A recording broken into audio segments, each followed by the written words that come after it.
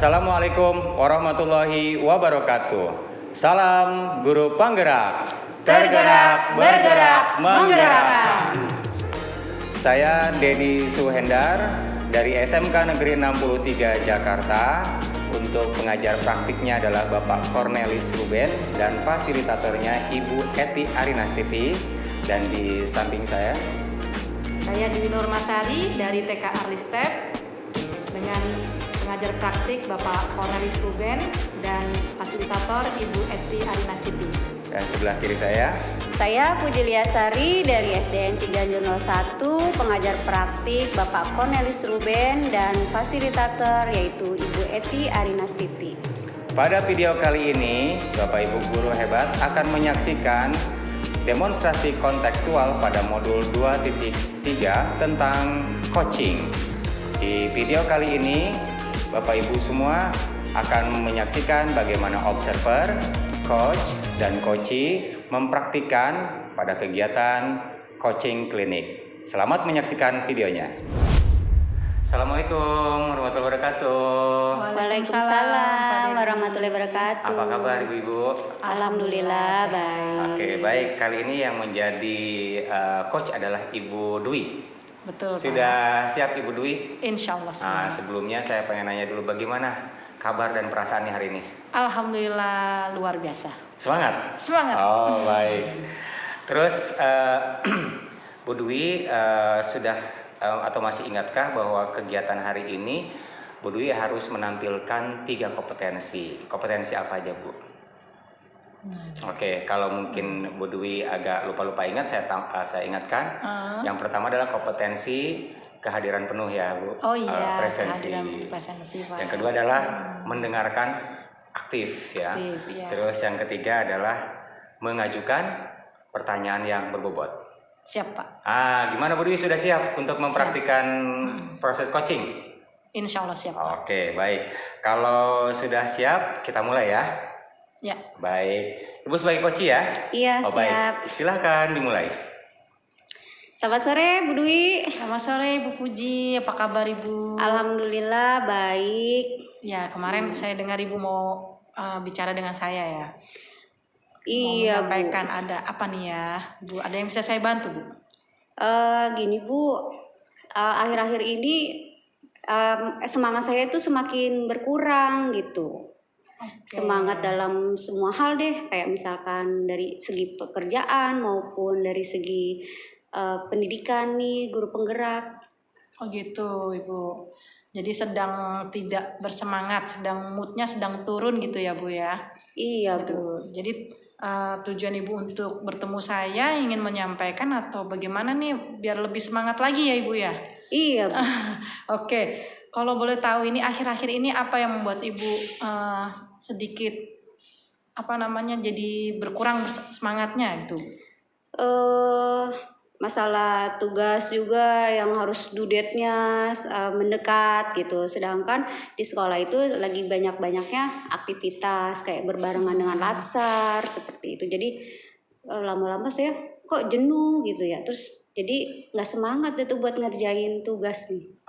Oke, sejauh ini Ibu saat mengerjakan tugas-tugas dari guru penggerak itu sendiri ataupun tugas-tugas dari sekolah, apakah Ibu sudah kerjakan sesuai waktunya? Misalnya sudah dapat tugas gitu terus langsung Ibu kerjakan atau memang diulur waktu atau bagaimana Bu kira-kira Bu?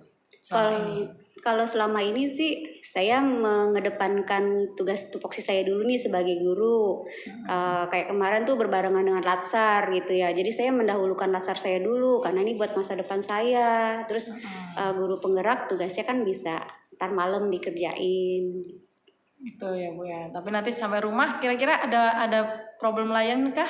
Atau bagaimana, jadi terbengkalai lagi atau bagaimana Bu? Nah itu apa langsung terlaksana begitu? Nah itu dia Bu, sampai di rumah bukannya tambah semangat buat ngerjain jadi males karena posisi udah capek. Latsar sampai pukul 5 sore, jadi belum jemput anak, giliran di rumah anak perlu dikasih makan dulu, dimandiin dulu. Jadi pas giliran udah habis maghrib saya udah capek. Oh gitu ya Bu ya. Oke, ini kemungkinan yang Ibu rasakan karena manajemen waktu ya Ibu ya, sepertinya ya Bu ya. Jadi Iya. Ibu agak kesulitan membagi waktu gitu ya Bu, antara tugas sekolah, tugas guru penggerak, dan juga tugas di rumah ya sebagai ibu rumah tangga seperti itu ya Bu. Iya, seperti itu barangkali ya orang saya pikir bisa dilaksanakan nanti gitu kan, mendekati hari due date bisa dikerjain langsung. Gitu. Oke, rencana Ibu untuk menanggulangi ini agar tidak berkelanjutan karena kan ini masih panjang ya Bu ya jalannya guru penggerak ini ya, materinya masih ada lagi nih ya Bu ya.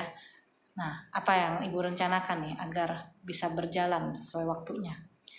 Saya pengen bikin schedule kayaknya deh Bu, bikin jadwal dulu nih, mana yang penting, mana yang jadi pekerjaan sekolah ya sekolah selesai, pekerjaan guru penggerak bisa dikerjain walaupun sampai jam 10 malam gitu. Biarin dah begadang-begadang sedikit, yang penting semuanya terlaksana. Oke, lalu untuk anak-anak bagaimana nanti Bu menyiasatinya? Anak-anak, saya paling minta tolong sama anak saya yang pertama. Oh, untuk bantu ajak Untuk bantu main atau kerjakan tugasnya ya. Iya. Oke, sepertinya itu juga rencana yang bagus ya Bu ya. Semoga bisa terlaksana dengan lancar ya Bu. Bagaimana penerapannya sudah dicoba sejauh ini? Sejauh ini sih udah 2 kali saya coba. Kayak misalkan kemarin tuh ada tugas rukol tuh yang berbarengan. Kak, adanya dijagain dulu ya gitu. Kalau ada yang minta bikinin susu, bikinin ya gitu. Jadi saya manajemen waktunya seperti itu. Jadi kerjaan di guru penggerak saya tugasnya sudah selesai. Anak saya juga keurus sama anak saya yang pertama. Oke, alhamdulillah Ibu ya. Jadi sekarang untuk diskusi coaching kita saat ini, apa yang Ibu rasakan setelah kita melakukan coaching ini? Saya merasakan senang, udah ngeluapin unek-unek saya nih ke Ibu. Iya. Lalu Terus solusinya tadi itu Ibu sudah temukan sendiri ya ternyata. Iya, saya bisa nemuin dari masalah saya sendiri, saya bisa nemuin solusi saya sendiri. Oke, mudah-mudahan berjalan lancar ya Bu semuanya. Kakak bisa diajak kerjasama atau mungkin ayahnya ya Bu ya juga bisa diajak kerjasama. Jadi semuanya bisa berperan aktif ya Bu. Iya, amin gitu. Oke, terima kasih loh Ibu. Saya yang terima kasih banyak karena Ibu sudah mau dengerin curhatan saya nih. Sama-sama Bu. Baik, Bu Dwi, Bu Puji selesai. Saya melihat peristiwa yang tadi berjalan adalah seperti obrolan ya, obrolan akrab gitu ya tentang curhat ya Bu ya. Saya melihat bahwa Bu Dwi sebagai coach sudah menunjukkan kompetensi. Tadi kompetensi presensinya itu hadir Bu. Yeah. Jadi Ibu menatap Bu Puji gitu, nggak Ibu nyetet gitu kan gitu ya. Jadi Ibu fokus ke Bu Puji gitu kan, terus juga hanya untuk coaching gitu. Memang waktu tadi tuh memang fokus full gitu ya. Terus juga mendengarkan aktif. Jadi setiap kali Bu Puji berbicara, Ibu itu menanggapi semua yang disampaikan Bu Puji, terus juga memberikan pertanyaan-pertanyaan yang berbobot ya, juga udah cukup bagus. Mungkin selanjutnya kita refleksi dulu bagaimana perasaan ibu-ibu kegiatan praktik tadi. Bu Puji gimana perasaannya? Perasaannya senang, gak deg-degan lagi. Gak deg-degan lagi ya, sudah selesai. Gimana Bu Dwi? Saya sih berharap seperti ini ada di sekolah-sekolah ya, tapi dengan support full gitu ya, tidak ada dusta di antara kita. Itu. Baik, bagaimana pembelajarannya untuk hari ini, untuk sesi ini? Untuk putaran pertama kita, alhamdulillah berjalan lancar ya, berjalan lancar. Mungkin kita bisa rolling lagi. Nah, iya, lebih bagus lagi ya. Nanti kita selalu evaluasi. Baik, itu sesi 1, di mana saya sebagai observer, Bu Dwi sebagai coach, dan juga Bu Puji sebagai coach. Kita akan putar selanjutnya adalah saya sebagai coach ya, Bu Dwi sebagai coach, dan Bu Puji sebagai observer. Oke. Assalamualaikum warahmatullahi wabarakatuh. Waalaikumsalam warahmatullahi wabarakatuh. Gimana Gimana nih kabarnya Bapak sama Ibu? Alhamdulillah baik. Pak Bu, baik. Baik. Di sini saya sebagai observer, di mana kegiatan praktek pembelajaran kali ini Bapak Dedi sebagai coach yang harus menguasai 3 keterampilan. Iya. Sudah menguasai Pak? Insya Allah disiapkan Bu. Hadir penuh, mendengarkan aktif, sama yang terakhir adalah membuat pertanyaan yang berbobot. Sebagai Ibu sebagai coach, apakah sudah siap? Siap dengan masalah saya, Bu.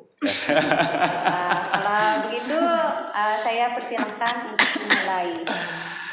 Baik, apa kabar Bu Dwi? Alhamdulillah baik, Pak. Alhamdulillah, saya janji ya Iya. bahwasanya hari ini kita akan bertemu untuk membicarakan atau mengobrolkan sesuatu. Sepertinya penting sekali Bu Dwi. Apa nih yang akan kita bahas hari ini? Iya, Pak. Saya kan guru TK ya, Pak. Iya. Guru TK dengan 15 siswa yang varian dan unik. Iya. Gitu. Tapi alhamdulillah keseluruhan siswa ini secara kognitif mereka mampu mengikuti meskipun dengan profil Iya. belajar mereka yang kines lah, auditori atau mungkin juga Iya. visual. Tapi semua ketika guru mengajarkan tentang misalnya menulis huruf, angka, Oke. seperti itu tuh mereka dapat duduk dengan baik. Tapi ada satu nih Pak, Iya, jadi yang menonjol tuh masalahnya tuh apa? sosialnya itu Pak. Sosial. Emosionalnya. Emosional Iya. dan sosial. Iya. Atau hanya emosionalnya saja? Sosial emosionalnya Pak. Oh, berarti dua ya, sosial dan dua-duanya. emosionalnya. Baik. Secara sosialnya itu mereka senang berteman, tapi nah itu kadang-kadang masih berebut sama temen, Oh, iya. entah berebut mainan, entah berebut temen, Rebutan itu gitu ya. berebut Anak-anak maunya, ya, biasanya iya gitu ya. maunya berbaris di depan temennya yang CS-nya dia gitu kan, yang teman Baik. akrabnya dia, terus dikit-dikit atau maunya duduknya samping guru seperti itu kan, Baik. gitu. Sering mencari perhatian gitu ya. Betul, Baik. seperti itu. Dan itu ada satu anak yang paling menonjol nih Pak. Baik. Anak perempuan, anaknya bongsor tapi usianya masih muda. Oh iya. Nah ini anak ini kemauannya memang keras, keluarganya juga menyampaikan seperti itu. Jadi kalau mau apa-apa tuh harus gitu loh Pak, harus dapat apa yang dia mau. Kalau nggak dapat dia akan nangis, nangisnya itu benar-benar mengganggu sampai se-RT tahu kali. Saking Itu, dramatisnya saking- ya. Betul, saking kencengnya itu. Saking kencengnya sehingga ruangan itu jadi tidak nyaman ya Bu. Iya, ya. bukan hanya ruangan kami saja, itu ruang Oke. tetangga-tetangga kelas juga. Baik. Siapa tuh yang barusan nangis? Siapa tuh yang nangis seperti itu kan? Berarti saya konfirmasi ulang ini siswa TK ya Bu ya? Betul, Berarti Pak. usia kurang lebih 5 tahun. 5 sampai 6 tahun. 5 tahun genap Februari kemarin ini anak nih, Berarti gitu. antara 5 dan 6 tahun mungkin ini range 4 sampai antara 5 tahun. 4 sampai 5 tahun berarti nggak ada yang 6 TKA. tahun. Oh, Belum TKA ada. berarti ya. Nah, makanya saya konfirmasi bahwa siswa ibu tuh bener-bener yang masih usia belia ya. Betul. Jadi usia mungkin ini masuk Usia dini. pasca balita ya. Betul. Pasca balita. Jadi usia Iya. 4 ke 5 itu pasca balita ya Bu ya. Ibu pasti tahu atau ibu sudah melakukan identifikasi sebelumnya tentang anak-anak di usia seperti itu ya. Bagaimana ibu memahami anak-anak di usia 4 sampai 5 tahun ini?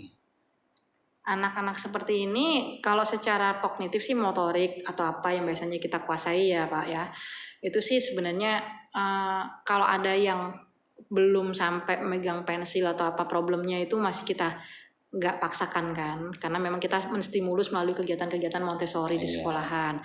Tapi kalau masalah emosi ini kan sosial emosional itu kan ada yang dibawa dari keluarga kan Pak, gitu loh. Memang ada karena didikan seperti itu kan, atau memang dimanjakan terlalu berlimpah kasih sayang. Bisa jadi juga karena kurang kasih sayang gitu kan Pak. Jadi cari perhatian di sekolah. Nah ini anak ini karena anak terakhir, jadi anak yang berlimpah kasih sayang. Permasalahannya ketika dia membuat gaduh ya dengan menangis itu, saya bilang gaduh karena memang gak cuman kami sekelas yang keberisikan gitu kan.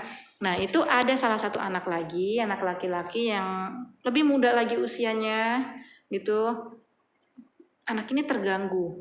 Anak ini tidak pernah melihat konflik. Jadi begitu dengar temannya itu ada yang menangis, menjerit seperti itu, anak ini langsung memerah dan kepingin mukul anak itu. Dia berharap dia pukul itu dia akan mendiamkan temennya Ya, gitu selesai kan. masalahnya Iya. gitu ya.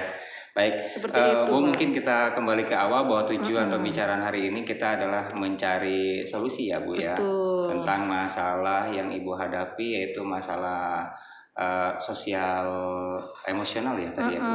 Baik, dan kita juga tadi obrolan kita sudah menemukan beberapa masalah ya. Itu masalah utamanya adalah masalah menangis ya. Betul, Yang Pak. mana menangis ini mengakibatkan apa, Bu, tadi?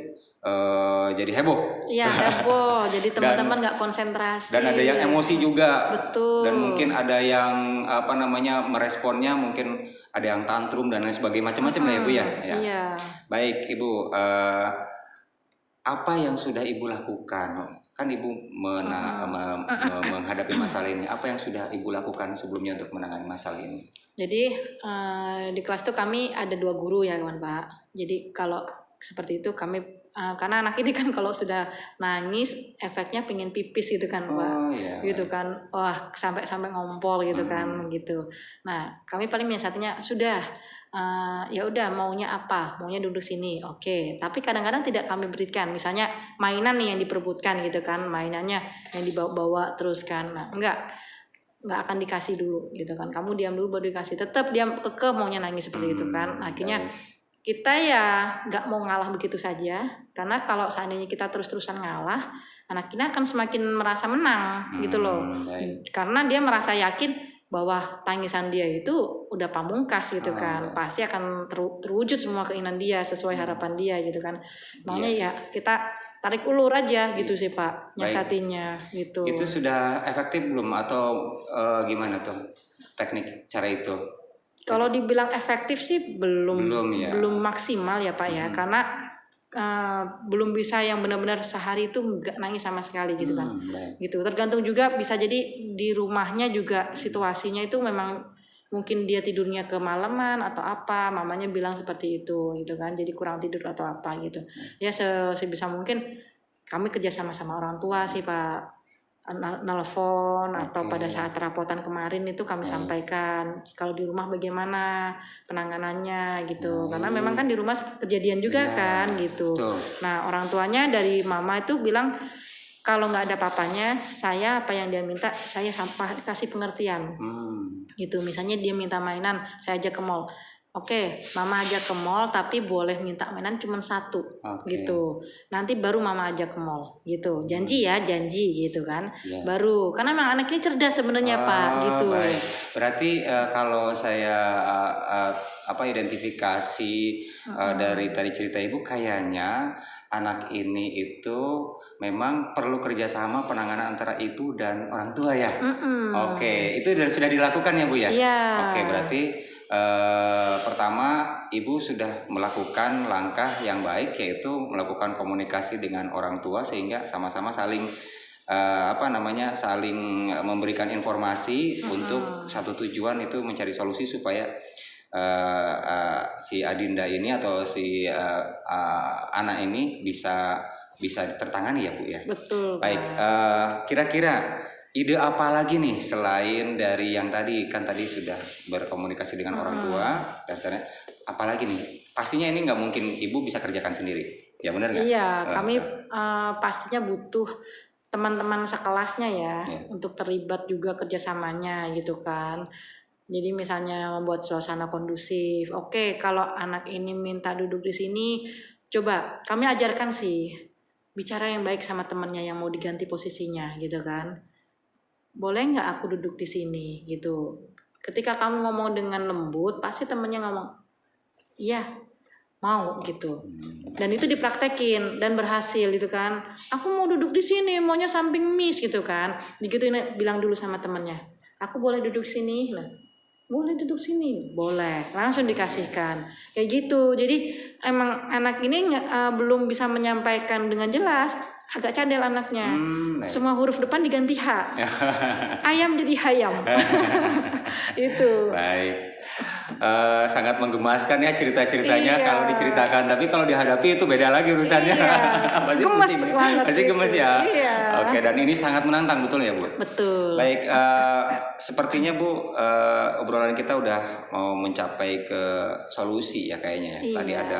Tadi Ibu sudah menyampaikan bahwa komunikasi dengan orang tua, terus juga Ibu nanti bisa kerjasama dengan kelas. Ada kerjasama lain lagi nggak Bu? Mungkin Ibu dengan siapa lagi? Supaya ini kan nggak cuma buat masalah Ibu, masalah semua supaya jadi pembelajaran, benar nggak Bu? Kira-kira Iya. kerjasama dengan siapa lagi atau mencari ide apa lagi nih Bu kira-kira? Ya, kalau ada teman-teman rekan sejawat ya, guru-guru lain yang bertanya seperti itu, kan pastinya nanti anak ini akan naik ke kelas Oh iya betul. tingkat yang lebih tinggi Tingkat. lagi kan, karena kan ini kan usia TKA, Betul. mereka kan pasti akan naik ke TKB. Jadi jangan denger nangisnya aja gemes nantinya gitu kan, coba pikirkan gitu, karena sebagian juga kan tidak mendapatkan pembekalan seperti saya di guru penggerak ya Pak ya. Mungkin ada juga yang nanti melabel, ada juga nanti guru yang langsung menghardik atau mungkin Oh iya betul. memarahi gitu kan. Paling ya kita ceritakan aja, ada sisi baiknya kok anak ini cerdas sebenarnya gitu. Kalau disimpulkan Bu, tadi apa saja yang sudah ditemukan ide yang Ibu dapatkan tadi? Ya, kerjasama dengan Dengan orang orang tua terus ya secara kontinu gitu. Kemudian juga kerjasama dengan teman-temannya ya, anak-anak murid kami di kelas agar suasana juga kondusif, berbicara yang baik gitu kan.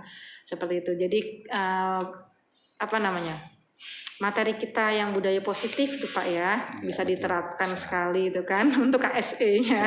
Iya. Lalu kepada rekan-rekan sejawat diberi pengertian itu sih Pak ya. Baik, bagus sekali Bu. Nah ini kita akan bertanya, kira-kira prioritas mana aja dulu? Atau semuanya berbarengan atau bagaimana dulu prioritasnya gitu? Tergantung momennya sih Pak. Momennya. Kalau memang anak ini pas kejadian itu di hari itu atau sampai ada yang terluka atau mungkin anak ini sendiri yang ngompol atau bagaimana, kan pasti kita perlu menghubungi orang tuanya Baik. gitu. Berarti insidental ya, tergantung ini. Tapi yang jelas 3 circle ini adalah paket kerjasamanya ya Bu ya, solusinya. Betul sekali Pak. Baik Bu, kita akan berbicara tentang komitmen. Ibu bisa nggak membuat komitmen mungkin dengan yang tadi pihak-pihak itu, bagaimana caranya Bu membuat komitmen ini bisa supaya terlaksana? Ya komunikasi Pak, komitmennya komunikasi. Jadi timing juga perlu. Jadi sebelum melakukan komunikasi dengan orang tua pastinya saya chatting dulu.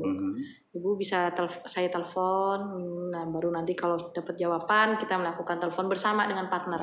Jadi nggak cuma saya sama orang tua satu pihak, tapi juga sama partner di kelas gitu. Jadi sebelum ke orang tua pun saya dan partner harus berbicara dulu nih, nanti kita sampaikan ke orang tua seperti apa. Berarti iya, prioritas utamanya atau komitmennya memang harus mampu menjaga komunikasi ya Bu ya. Betul. Baik Bu, yang terakhir ini, siapa yang bisa mengingatkan Ibu? Kan kita tahu sendiri lah, ya kan, penuh dengan kesibukan dan sebagainya. Ada masalah kan kadang juga kita bukan cuci tangan bahasanya. Aduh, tanganin dulu deh bahasanya gitu kan. Nah, siapa yang bisa mengingatkan Ibu bahwa apa yang sudah Ibu rencanakan ini bisa terlaksana, komitmen yang tadi? Partner ya, udah pasti itu. Partner sekelas, ibaratnya rumah tangga ini ya saling terbuka aja satu sama lain, rumah tangga kelas kita gitu. Baik Ibu, terima kasih obrolan kita. Menurut Ibu bagaimana tadi? Sudah ketemu? Sudah Pak. Sudah Terima kasih, ketemu. Bapak Edi. Karena memang solusinya ada di Ibu ya, sebenarnya karena Ibu yang tahu di lapangan ya Bu ya. Betul sekali Pak Edi. Betul. Karena saya membantu Ibu dalam proses coaching ini. Nah Bu, kan kita hari ini ketemu ya Bu, kita nanti ketemu lagi. Saya pengen dengar lagi ceritanya Ibu. Kita nanti kalibrasi ya Bu. Siap, Kira-kira berhasil nggak ya ide Ibu tadi? Sudah dijalankan sampai mana, bagaimana hasilnya, nanti kita lihat ya Bu ya. Baik. Kira-kira kapan? Nanti anak-anak akan mulai masuk itu tanggal 3 April Pak, udah mulai masuk tuh. Berarti akhir April atau pertengahan April? Bisa cerita kita lagi nanti hasilnya kita lihat. Boleh, nanti di akhir April mungkin ya Pak ya. Baik, di akhir April kita akan cek apakah sudah terlaksana? Kalau belum terlaksana, apa hambatannya? Nanti kita gali lagi ya Bu ya. Siap Pak. Oke, terima kasih untuk pertemuan hari ini. Bagaimana Bu Dwi? Terima kasih Pak Dedi sudah menguraikan benang kusut. Yang sabar ya Bu ya. Iya. Semangat ya Bu. Semangat. Ya, semangat. Baik, terima kasih Pak Dedi sama Bu Dwi, praktek coaching yang luar biasa nih ya. Gitu. Terima Pak kasih. Dedi sebagai coach sudah presence penuh, terus mendengarkan dengan baik dan seksama, kemudian mengajukan pertanyaan-pertanyaan yang berbobot kepada Bu Dwi sehingga Bu Dwi bisa menggali solusinya sendiri. Sekarang saya tanya nih Pak Dedi sebagai coach, perasaannya gimana hari ini? Menegangkan, seru, menyenangkan. Kalau Bu Dwi sebagai coaching? Relax saja sih. Relax seperti bicara dengan teman. Jadi kita terbuka saja. Gitu. Sekarang pembelajaran yang diambil dari praktek coaching ini apa? Saya harus ingat sama poin-poin ya, alur tirta. Jadi supaya nggak ngelebar dan harus grid, harus dipegang tuh, biar kita nggak keluar dari dari benang merahnya, supaya nggak terlalu lebar, panjang. Jadi kita harus benar-benar, oh ini sudah dapat, ini sudah dapat, ini sudah dapat. Oke, kita close kayak gitu tuh. Jadi ternyata memang obrolan kan tidak direkayasa. Obrolan tidak direkayasa, ini natural semua kan. Yang perlu ditingkatkan dari praktek coaching sekarang ini apa? Jam terbang Bu, harus sering. Baiklah, terima kasih atas waktunya. Saya sebagai observer mengucapkan banyak terima kasih. Sekarang kita masuk ke sesi coaching berikutnya. Oke, Terima kasih. Assalamualaikum warahmatullahi wabarakatuh. Waalaikumsalam warahmatullahi wabarakatuh. Bu Puji, Pak Dedi apa kabar hari ini? Alhamdulillah baik. Oke, apakah sudah siap untuk hari ini melakukan praktek coaching? Insya Allah siap. Oke, Bu Puji sebagai coachnya, kemudian Pak Dedi sebagai coachingnya. Bu Puji masih ingat apa saja yang menjadi praktek pembelajaran hari ini, tujuan kompetensinya apa saja? Menjadi pendengar yang baik, harus kehadiran penuh nih. Terus yang ketiga, memberikan pertanyaan berbobot kepada Pak Dedi sebagai coaching. Sebagai coaching, Pak Dedi, bagaimana Pak Dedi sudah siap dengan permasalahannya? Siap. Oke, baik, silahkan dimulai. Oke, Pak Dedi, apa kabar nih? Alhamdulillah baik Bu Puji. Apa kabar juga Bu Puji? Alhamdulillah baik. Ini Pak Dedi, Siap. bisa nggak ngobrol-ngobrol sebentar? Oh siap Bu Puji, kan kita juga udah janjian. Saya nelpon Bu Puji kemarin. Siap ya? Siap, insya Allah. Oke, saya mau curhat Bu. Curhat apa Pengen nih? di coaching saya. Kira-kira apa yang bisa saya bantu nih Pak Dedi? Ini Bu, saya punya masalah dari awal saya mengajar di kurikulum Merdeka ya. Kan kita membuat modul ajar. Jadi saya itu membuat modul ajar di setiap angkatan, dan modul ajar itu nggak pernah bisa saya gunakan permanen. Misalkan saya semester ini, nanti semester depan tuh berubah lagi. Banyak sekali yang direvisi dan dirubah terus. Emang bagus, tapi buat saya tuh lumayan jengah juga sih, gitu ya. Ini masalah-masalah ini yang buat saya itu mengganggu pikiran saya, karena di kelas ini tahun ini belum tentu sama dengan di kelas yang lain di tahun depan. Itu yang membuat saya itu setiap tahun tuh merasa, ya Allah saya harus buat lagi nih baru, karena profilnya siswanya baru lagi, cara metodenya dan sebagainya, pendekatannya beda lagi, itu revisi terus. Sudah itu buat saya lelah, karena selain ini juga saya punya tugas, juga punya program guru penggerak juga seperti ini kan, lumayan lah, punya keluarga di rumah juga. Nah, begitu Bu Puji hari ini. Penyebab Pak Dedi itu berarti jenuh ya, berarti ya, karena modul ajarnya itu bisa tidak terpakai di tahun berikutnya. Ya. Kalau boleh tahu nih, kenapa sih modul ajar itu nggak bisa digunakan? Sebenarnya digunakan bisa, tapi kan kalau kita pakai tahun lalu pasti nggak sama. gitu. Karena yang kita hadapi siswanya berbeda. Contohnya? Misalkan kalau topik sama ya, kan esensial materinya. Paling sederhana aja, descriptive text misalkan, atau prosedur text misalkan itu kan. Setiap tahun temanya itu, topiknya itu, materinya itu. Namun pas begitu kita evaluasi kan yang tahun depan ini nggak bagus nih, kita rubah lagi. Nah proses merevisinya itu loh Bu. Jadi masalah saya dari di proses merevisinya ini yang menjadi merasa berat. Bagaimana caranya itu biar mudah gitu loh. Kalau menurut Pak Dedi, biar mudah itu, biar proses revisinya itu lebih mudah itu, kira-kira bagaimana? Jadi kalau saya merevisi mudah itu memang belum ketemu ya ininya apa namanya solusinya. Yang jelas merevisi itu membutuhkan waktu banyak. Terus juga kan kita sudahlah setiap tahun kita disuruh ngumpulin administrasi dong. Ayo kumpulin administrasi.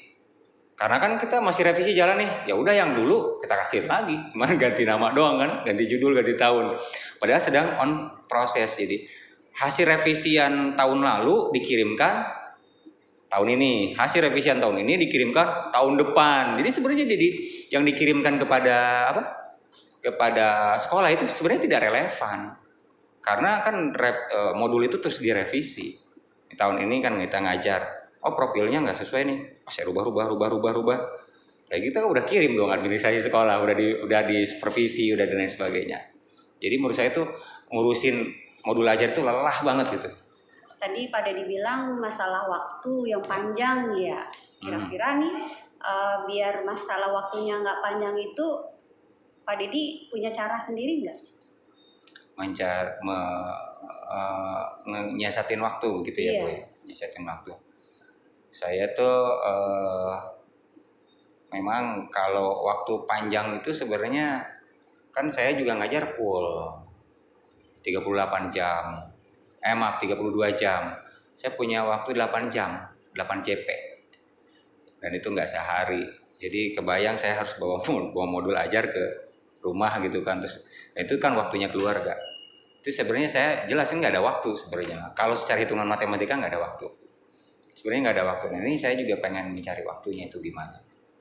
Jadi yang singkat, kan saya punya waktunya singkat, gitu. Kalau pengen cari solusi seperti itu, kira-kira Pak Dedi punya strategi sendiri nggak? Strategi untuk supaya gimana Bu? Supaya biar pekerjaan ini selesai, terus jadi pekerjaan ini nggak dibawa pulang ke rumah gitu. Ya mungkin ya saya harus disiplin sih. Jadi saya buat jadwal hari ini ngapain disiplin. Tapi memang itu cukup melelahkan sih. Cuman memang kayaknya harus disiplin. Disiplin dalam arti waktunya istirahat gitu kan, waktunya kerja gitu kan. Jadi kadang sedikit ngobrol ya. Semakin tua padahal kita butuh ngobrol. Mungkin porsi ngobrol saya dikurangin. Iya, porsi ngobrol saya karena orang dewasa itu duduk makan pasti ngobrol. Dan yang ngabisin waktu tuh ngobrol. Jadi saya harus disiplin. Waktunya kerjain ini saya tinggalin obrolan. Jadi ini kesimpulan kita berbicara diskusi kayak gini kan tadi Pak Dedi sudah menemukan solusi sendiri kan ya berarti ya, yaitu Pak Dedi harus mengurangi ngobrolnya, berarti disiplin dalam segala hal. Jadi modul ajar terkejar juga nih Pak Dedi. Ya, terus kedepannya nih Pak Dedi biar semuanya bisa berjalan dengan baik sesuai dengan keinginan Pak Dedi. Pak Dedi harus bikin apa? Ya, saya udah bikin catatan-catatan tuh. Saya tempel-tempelin di tembok. Tapi itu nggak sempat juga saya lihat itu. Karena di tembok kan, udah saya pindahin juga tuh, nggak di tembok, di wallpaper juga saya tempel-tempelin schedule di wallpaper. Jadi di wallpaper juga kadang nggak, itu juga saya sudah pasang di di handphone ada catatan. Kadang di handphone juga enggak. Jadi mungkin saya butuh seseorang untuk mengingatkan mungkin. Jadi saya butuh poin-poin yang teman saya harus tahu dan dia pasti bakal ngingetin. Insya Allah baik teman atau mungkin istri saya. Ya, tadi kan udah ditempel-tempel tuh ya. Sekarang dari tempelan-tempelan dari Pak Dedi tadi tuh rancangan Pak Dedi. Schedule. Prioritas yang Pak Dedi itu kira-kira? Ya semua udah saya tempel, karena itu kan hanya tempelan ya, supaya saya bisa ngelihat. Yang kayaknya yang pemungkasnya itu mungkin teman. Jadi ada kayak dudet nih, kayak elaborasi. Saya kadang kan ditelepon baru sama teman, Pak Dedi jangan lupa nih elaborasi. Hah? Elaborasi, siap jam 3. Coba kalau nggak ada temen ngingetin. Nah kayak gitu. Jadi kayaknya ini tuh harus rigid, harus ketat gitu antara tempelan-tempelan saya, sticky note saya, baik itu di manapun, di tembok, di HP, di laptop, sama teman mungkin itu, supaya bisa mengingatkan saya terus, supaya modul ajar saya juga bisa kekejar. Ya, tadi Pak Dedi dengan bantuan teman ya saling mengingatkan ya. Terus komitmen ke depannya nih. Ya, komitmennya saya harus refleksi lah. Kayaknya setiap malam sebelum tidur kayaknya saya harus refleksi supaya ingat sama komitmen apa saja yang sudah saya buat gitu ya. Karena kalau kita nggak refleksi kayaknya kita nggak ingat peristiwa apa saja tadi seharian gitu kan, terus apa aja besok mau dikerjain apa gitu kan. Ya mungkin saya harus refleksi sebelum saya tidur, harus refleksi dulu. Berarti kesimpulan diskusi kita hari ini Pak Dedi itu harus bikin refleksi ya. Terus kira-kira nih kapan lagi kita ngobrol-ngobrol kayak gini? Modul ajar itu memang rencananya sudah harus rampung bulan Februari, tapi Maret juga masih ngaret, tinggal berapa modul ajar. Karena saya akan membuat modul ajar 2 kelas, maksudnya 2 tingkat, kelas 10, kelas 11. Jadi kompleks ya Bu ya. Udah gitu kan semester 1, semester 2. Saya memang belum pernah seumur hidup saya membeli RPP atau membeli modul. Semua RPP dan modul saya buat, bukannya so ini ya, tapi memang itu tanggung jawab ya buat saya. Jadi butuh waktu ya lumayan, sekitaran setelah Lebaran kita ketemu satu bulan, Mei lah Bu, kurang lebih lah, Insya Allah kita cek lah Mei progresnya sampai mana. Berarti nanti saya tunggu ya kabarnya ya bulan Iya. Mei ya. Mudah-mudahan Bulan Mei. modul ajarnya bisa sesuai berjalan dengan target dari Pak Dedi sendiri Iya. ya. Biar saya closing nih gitu kan. Biar nanti catatannya tinggal sedikit aja lah. Nanti kalau mau revisi catatan ini nih pasti bakal direvisi gitu aja, paling nanti sekitar bulan Mei lah Insya Allah. Siap ya. Ya, Semangat Pak Dedi. Semangat. Ya, luar biasa nih Pak Dedi semangatnya sekarang, jangan sampai kasih kendor nih. Baik, Bu Puji dan Pak Dedi sudah mempraktekkan coaching yang luar biasa ya.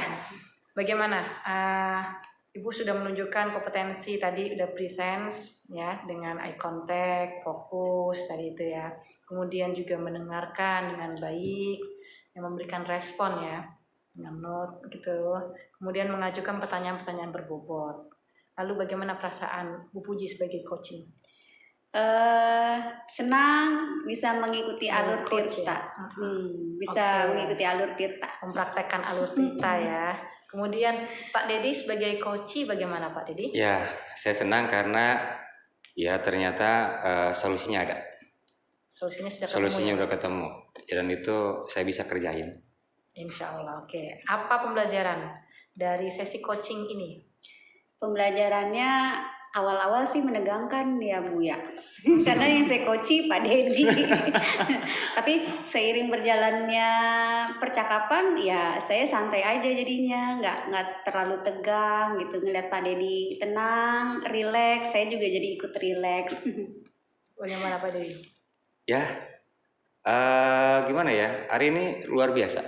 Luar biasa ya. Luar biasa. Jadi tadi alurnya saya udah kerjaan semua, solusinya itu. Cuman ya memang saya harus komitmen, disiplin intinya. Disiplin ketat, kuat gitu. Kalau nggak disiplin udah kayaknya lewat. Betul sekali. Lalu sebagai coach apa yang perlu dikembangkan lagi dari Ibu sebagai coach? Kalau saya sebagai coach, kemampuan komunikasi yang masih harus ditingkatkan nih, supaya kalau ngomong tuh bisa tenang, rileks, datar gitu, tanpa ada rasa keraguan-raguan. Gitu ya. Lalu kalau Pak Dedi sendiri bagaimana Pak Dedi? Pengembangan saya sebagai, kalau coaching ya nggak terlalu banyak dikembangin ya, karena memang cerita ya. Masalahnya Tapi masalahnya aja mungkin ya, harus mampu menguraikan masalah dengan efektif ya. betul. Baik, saya rasa cukup sekian ya untuk praktek coaching kita hari ini. Saya sebagai observer sudah melakukan tugas saya, kemudian Ibu Puji sebagai coach juga sudah, Pak Dedi juga sudah. Nah, selanjutnya Pak Dedi silakan memberikan penutup untuk sesi pertemuan kita. Baik Bapak Ibu guru hebat, itulah tadi video demonstrasi kontekstual modul 2.3 tentang coaching ya. Semoga video ini bermanfaat. Saya Dedi Suhendar. Saya Dwi Nurmasari. Saya Pujilia Sari. Undur pamit dari hadapan Anda. Terima kasih. Wassalamualaikum warahmatullahi wabarakatuh. Salam guru penggerak. Tergerak, bergerak, menggerakkan.